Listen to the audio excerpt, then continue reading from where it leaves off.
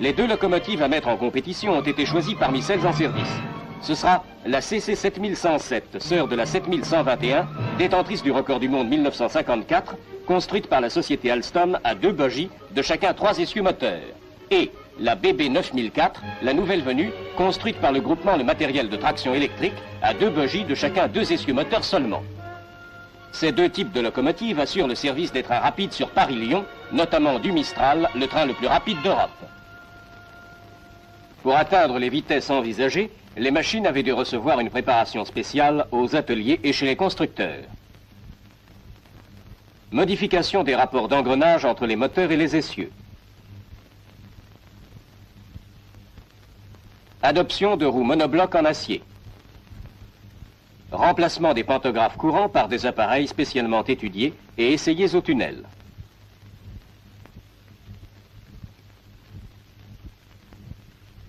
Chaque locomotive d'essai est attelée à un train de 3 voitures.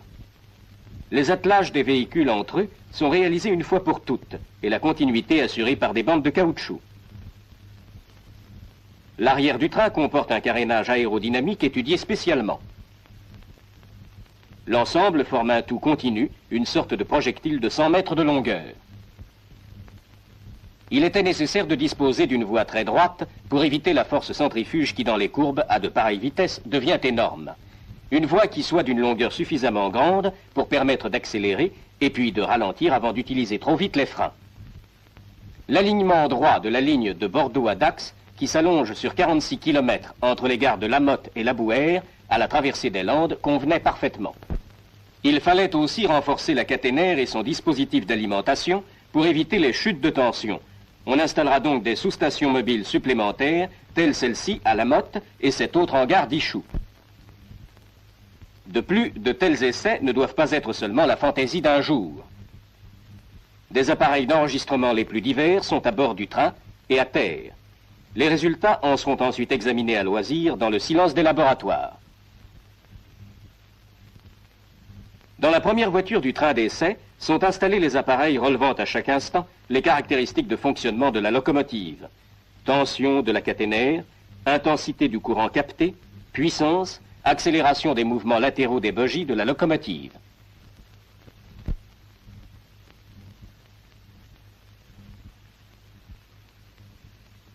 Les opérateurs surveillant les appareils sont en communication téléphonique constante avec la cabine de conduite de la locomotive. En outre, pour assurer la sécurité, le train sera pendant les essais en liaison radiotéléphonique constante avec un poste de terre. Des antennes sont installées dans ce but sur le toit d'une voiture.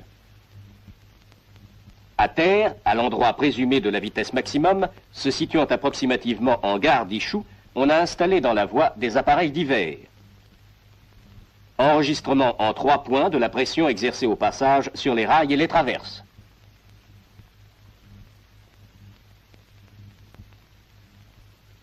Mesure des contraintes exercées dans le métal du rail par comparaison avec un morceau de rail témoin placé à proximité. Mesure du déversement et du déplacement du rail.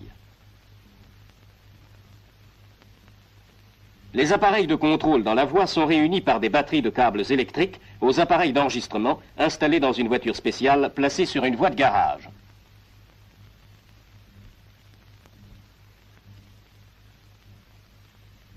Les graphiques relevés seront examinés soigneusement dès le passage des trains d'essai par des ingénieurs qualifiés.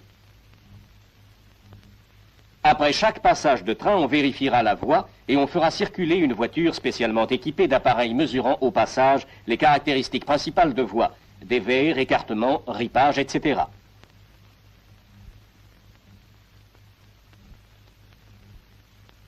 La vitesse sera mesurée avec précision par des pédales installées le long du rail qui seront déclenchées au passage du train et par des cellules photoélectriques montées sur des poteaux de caténaire. Leurs indications seront transmises à des enregistreurs placés à proximité sur l'accotement de la ligne.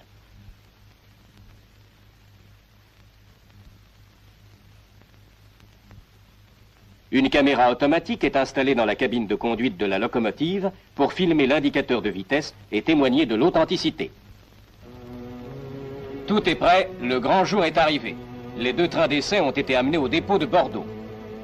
Là, on procède aux ultimes vérifications sur une fosse de visite et on a pris les dernières mesures de sécurité.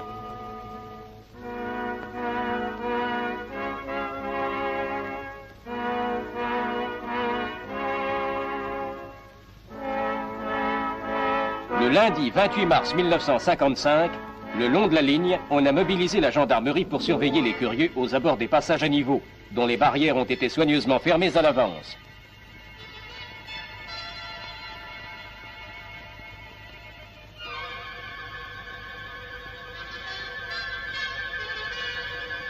Au passage à niveau sans barrière, où normalement le passage est libre, les cantonniers de la voie ont installé des barrières mobiles en toile, dites accordéons, qu'ils déploient en travers de la route.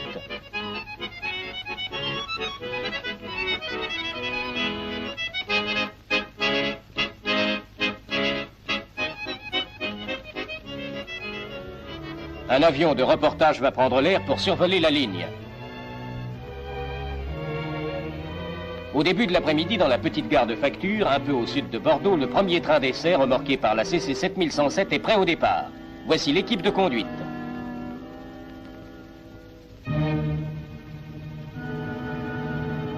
Monsieur Parmentier, directeur du matériel et de la traction, et Monsieur Nouvion, l'ingénieur en chef responsable des essais. L'heure du départ approche.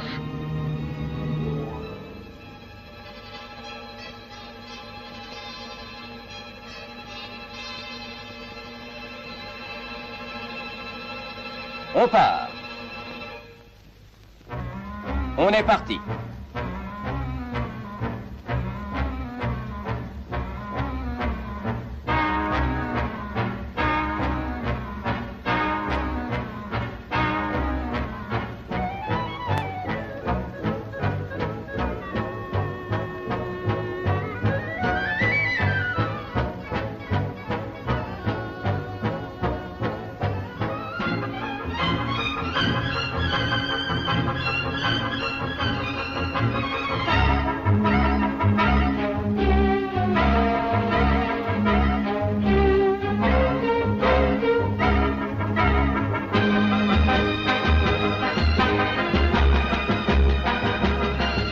Franchit la courbe de la gare de la Motte à la vitesse limite possible de 120 km à l'heure.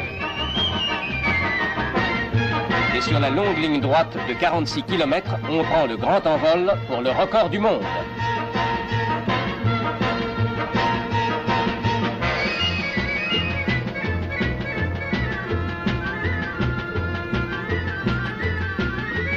Déjà 150 km à l'heure. Tout va bien. Un observateur surveille dans un périscope le comportement du pantographe. Déjà, des étincelles apparaissent au contact de la caténaire.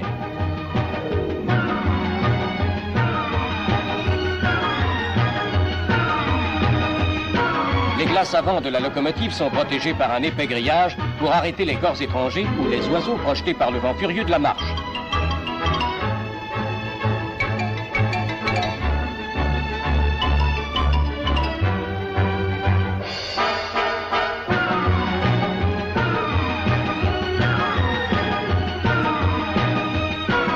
Atteint 240 km à l'heure. Le record de 1954 est battu. Les arceaux de la caténaire espacés de 90 mètres vont bientôt défiler à la cadence d'1 par seconde. 270 km à l'heure.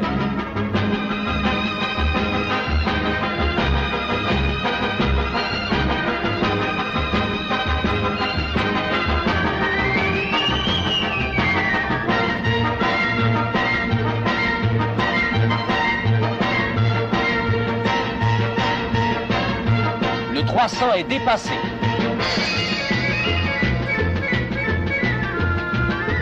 320, 325. Les cadrans annoncent des chiffres impressionnants. 4500 ampères, 12 000 chevaux de puissance. Le record de 1954 est pulvérisé.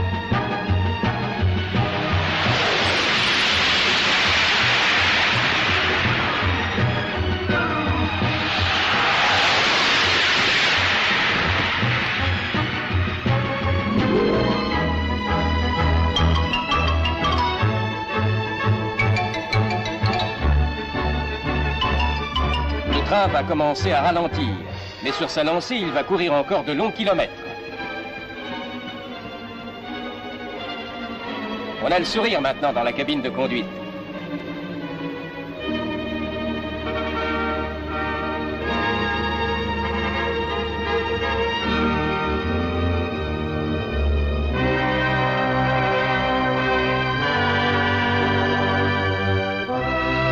Et doucement, le bolide calmé vient mourir à quai dans la gare de Morsinx, où l'attendaient anxieusement les journalistes.